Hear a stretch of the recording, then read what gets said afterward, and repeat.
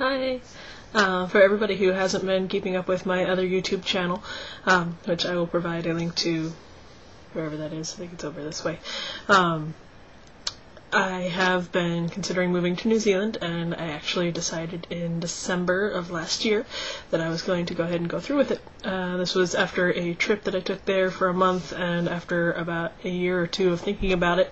The trip was pretty much solely to see whether it lived up to all my expectations, which I'm happy to say it did. Basically, I would like to blog about this and talk about it, my experiences in building up going there, and eventually my experiences in actually living there.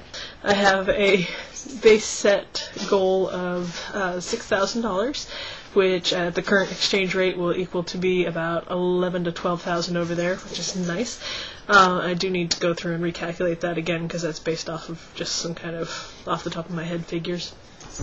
I don't qualify for any of the awesome work visas that it would be to get over there, which would be really nice if I did. But I don't, and I don't have the time to go to school and get the degrees and education and experience that it requires to get there. And I think there are other ways I can get over there. So my initial plan is to go over as a visitor, which as a United States resident gives me up to 3 months of being over there.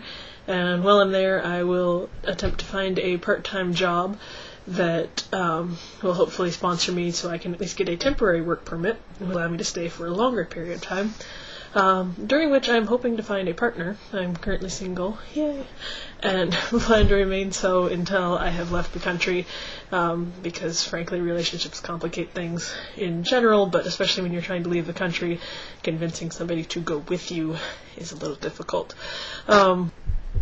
So I'm hoping to find somebody when I'm over there, and if I can successfully do that and have a successful relationship with that somebody, then that is an awesome way to get residency in a country, or at least in New Zealand. Doesn't quite work that way in Canada. I made this here chart, which is my savings left for New Zealand. I decided to do a count down versus a count up because it just seems more exciting to me to be able to see my goal and see how close and hit that zero. It's kind of similar to the thing I did when I was going on vacation there. As you can see on this side, I am starting at $6,000, and I already had some left over from my previous trip, which helped a lot. But you can also see, everything from a nickel here or a dollar there to, $20 or $30 all at once. And I am currently down to $4,614.04 left to save. And I should be getting my tax refund back soon, which should help a lot. And I've been saving about $200 or $300 a month. So my current goal is to be in New Zealand by December 2010. And I think that is a very reasonable goal. Given my things, I need to again go back and rehash how much it'll actually cost so that I'm not getting my hopes up too early and be like, yay, I have enough, and then I look and no, I don't. But yeah, I figure if I can keep saving, I should be right on goal for that.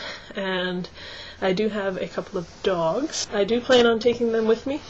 I just can't leave them behind. It would be like telling somebody to leave their children behind. It's just not something I'm going to do. Anyway, phone call. Where was I? Oh yeah. So yeah, I do want to take the dogs with me, and I was originally going to, fly over and fly them over at the same time. They do have to be in a minimum 30-day quarantine once they get there. I think they're just looking for rabies and any other heebie-jeebies that might show up.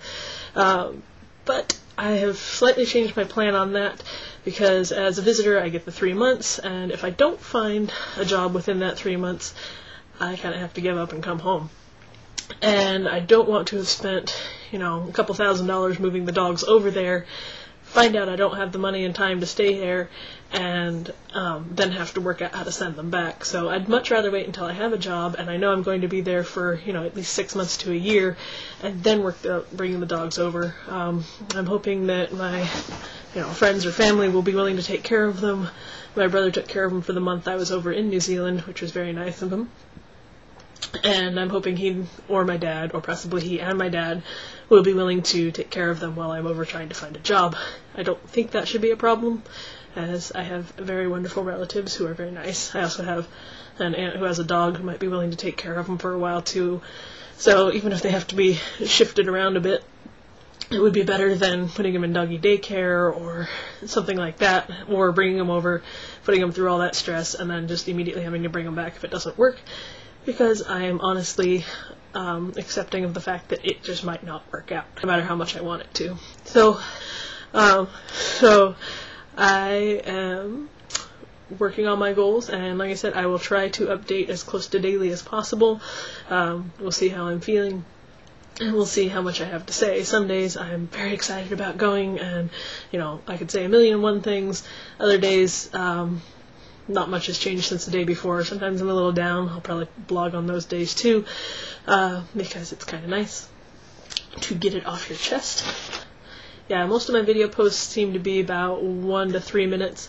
Much more than that, I think people tend to lose interest, including myself. I'm not much of a talker, and I don't think I can handle talking for that long on a daily basis about things.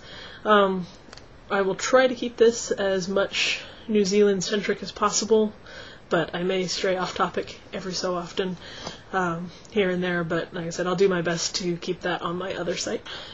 Anybody who has any questions, comments, anybody else who is interested in New Zealand in any way, especially those who have moved there or are planning on moving there themselves, I would love to hear from you. It's good to have friends, and I would love to start a video dialogue with somebody if I could do that, because it's a lot easier, I think, when you have somebody to directly talk to.